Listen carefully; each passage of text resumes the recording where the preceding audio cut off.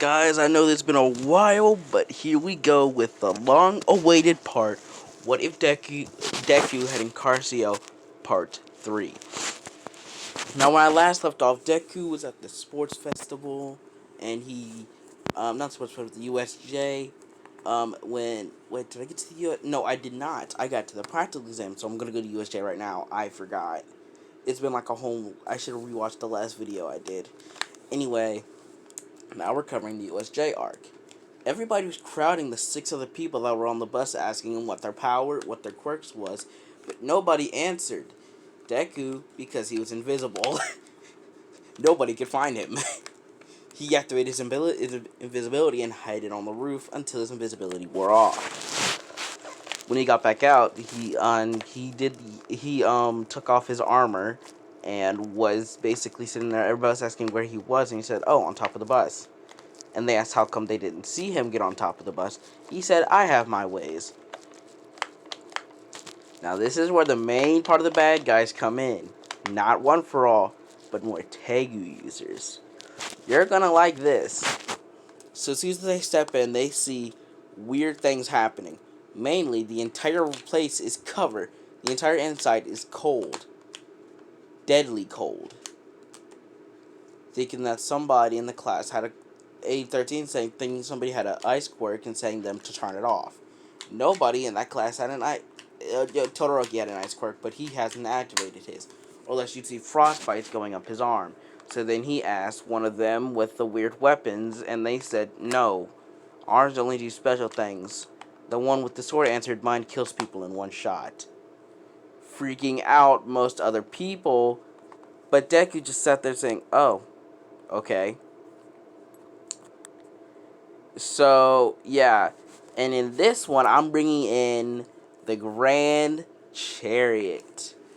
Along with the Jaeger's abilities, but not everybody has been assembled. Sorry for that. I need to put mine on the auto lock thing. Hold on, rotation off. Thank you. Okay, so hold on, gotta clear this off as well. There we go. So back to the story. Anyway, as this thing comes in, with her just wanting to kill the other Tegu users and take their Tegu, Grand Chariot wanting to fight Incursio, Deku, which Deku's actually way more compatible with Incursio than Tatsumi was, so keep that in mind. You're about to see why, you're about to see what happens in this fight. And the others just wanted to get rid of the other Tegu users because they wanted to be the strongest out there. Little did they know that Yuki had a little special ability with her little pumpkin. Didn't need a trump card. They just needed. She told Deku to let them try to attack her. Nobody defend her, thinking that, oh well, she must have a trump card. She didn't activate it, but when they nearly tried to kill her, Pumpkin shot, obliterating one person in that group. And that person is the useless Koro, because nobody likes that dog anyway. But anyway, back to the little story. Deku was a little shocked and amazed at what power. So he said, "Alright, I'm not going to hold back." Screaming, "Incursio!" Him and Grand Chariot looked at each other facing off. It was the most intense thing. Thing is, he said, your Incursio's flawed. I don't lose any stamina during this fight." Good thing Deku realized it after he put it on to fight the sludge villain the first time. It takes a lot of stamina, so he's been training that 10 months with stamina. He's basically did all my training, but with Incursio on, increasing it a mile after Bro and Tatsumi's. So he's much, much stronger. I know making Deku overpowered, but you're going to see why in this part. Now during their fight, a lot of damage happened. Deku actually thinking he killed Yuki during the fight because it was something supposedly hit her, and it was the fifth mime thing, the little eyeball thing. Yeah, he envisioned her killing her by accident, making him angry, saying I couldn't protect anybody. Him losing his armor, Grand Chariot saying that he was weak and couldn't resist it, couldn't resist anything. And this broke Deku, making him scream at the top of his lungs, "Incursio!" with more fire than before, evolving it to Incursio's second state. Now I just gotta find that second to its first evolution state. That. And he was dogging on them. Like, he was dogging on every last one of them. Like, I mean, this man was just beating him up. And so, by the time that Deku finally calmed down, Grand Chariots, well, let's just say this man was, let's just say when the League of Realistic go back, it took 3 weeks to heal him. But back to the others, Akame was basically just cutting through the villains. Shell was basically cutting off their legs, saying sorry. Um, Lubbock was basically trapping them and snapping their arms with it. Was basically cutting off their arms because most of them require their arms. And the others were just looking at the brutality of them, being like, "They have villain quirks. Get them out of UA." This all made them turn their attention to the class, being like, "Villain quirks." That's when they all come up and said, "We're quirkless. These powers are things we've earned." They all might thinking, "Oh, they are not aligned with All for One." He sighed with relief. And Deku, after using so much energy and anger, after breaking the illusion he saw mine was alive, but collapsed due to exhaustion of using that much power and involving incursio like that. Now I say he will get that little dragon form thing, but doesn't turn into a complete dragon. It's just like if he uses 4 times, that's what his body will permanently become.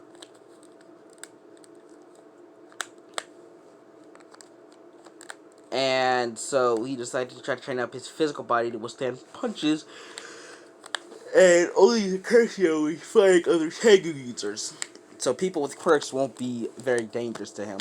Everybody was just shocked looking at them. Yuki, sorry if I called her mine. I'm getting them mixed up because she uses pumpkin. So she basically, she got they were all more worried about Deku than anybody else, rushing towards him and actually getting him to their little base where they go every day after school. Their base is called Night Raid, just like in the anime, but they don't work for villains, they just people who take jobs.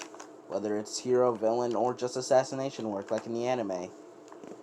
But this Deku, unlike Tatsumi, he didn't want to kill. He wanted to protect Yuki because he got to know her, and she basically thinks that Deku's like, all right, I'll join without hesitation. But they don't really do villain work. It's more or less hero work for hire. They get paid a good sum because of how strong they are. Deku trumps All Might in brute strength and durability. And I will be doing a series called What If Deku was a Power Ranger. This is going to be a good one. Many people have done it, and I'll be the first one to actually correct what the morphing grid is. But anyway, back to the little story. So Deku decided to join the group, and he was actually supposed to take on Yuki and Akame as the entrance part. Before it was only one of them, but since Deku's so strong, they decided why not take on 2 of them. He didn't want to take on Shell because hers could take out anything. Lil Buck could actually just sever his arm. And with his trump card, World Severing Strings, I doubt that he knows that even if he were to hit him with that, he would get killed. So, after taking on them for a little bit, Deku actually managed to knock out Akame, but using too much energy, detransformed and had to fight mine with just his sword. Which Deku got pretty good at using, so he managed to actually deflect one of Pumpkin's shots, but immediately after fainted. Remember, just using it in a full-on fight with Akame would be dangerous enough. Without armor, Deku would basically be dead. But Deku got real lucky. I'm tired, guys. Sorry, but anyway, he got real lucky that he was able to even just get a chance to dodge. So yeah, he got real lucky on that attack. But then Deku immediately fainted. And this is during the 2 weeks period. I forgot to mention, but yeah, school was closed down. And Deku and them actually all got taken to the police. I'm going back in time a little bit because I explained a little too far ahead. But yeah, Deku and them went to the police saying, you all were too brutal and those villains. And he says, well, they were trying to hurt us. So what's the point of not retaliating back? Actually making one officer hit Lubbock in the head. This pissed off Deku, making him yell incursio and threatening the police officer. They called him a villain. Deku said, does it look like I care if I'm a villain? You all are just as bad. He even said quirkless nobodies. He's like, shut up, just because you have a quirk, and said, we don't have quirks. We earned our power. Surprising some of them thinking, wait, you guys aren't quirk users? Deku went back, de-transformed, and hit this police officer in the stomach. Actually blowing the wind out of him with a punch. And saying, maybe if you were to train instead of relying on quirk people with quirks, you'd be as strong as us. Them leaving. Now, I'm going to compare Deku's feet to the feat with Tatsumi. Fighting off with Grand Chariot. Tatsumi originally lost, but in this one, Deku won because of his increased stamina and strength. While with Grand Chariot, only relying on his Imperial Arms to fight with him. Deku was relying on the Imperial Arms and his own strength. There's one fault in the anime that everybody gets. They rely on their Imperial Arms way too much. And if you want to see why I think that, go check out Death Battle. Go check out Death Battle. It's really good. And yes, go check out Death Battle. Their name is literally what it says, Death Battle. And their latest video is S-Death versus Grey Fullbuster. Check that out. You'll understand why I say people who use Tegu too much are overconfident. Leads to their downfall. Which I really, really do not like that idea. Now here's a little fun thing. I'm looking down and I see that Tanya's little thing. I'm gonna end the video right here and just put in a little facts about what I'm gonna be doing for the past couple of weeks.